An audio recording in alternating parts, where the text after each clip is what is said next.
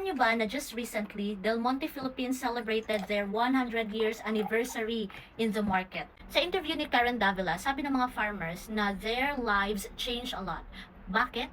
Kasi their company provides them a house with free electricity and water. Tapos guys, nagpro-provide pa sila ng free education for their children. And they also have their own hospital with zero billings. Kung wala sanang kurakot dito sa Pilipinas noon, napakagaan siguro ng buhay natin. While we work hard and pay our taxes, we can also enjoy the fruit of our labor. We can really live a stable life.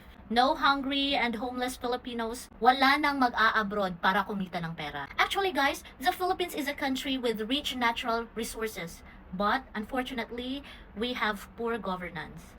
Gusto ko na ituloy magtrabaho dito sa Del Monte. So, during this holiday season, let's support and buy Del Monte products. Aside sa legit talaga na high quality at masasarap yung mga products nila, alam din nating may pamilyang giginhawa ang buhay dahil sa magandang sistema ng kanilang kumpanya. Cheers for better Philippines! Mabuhay ka, Del Monte!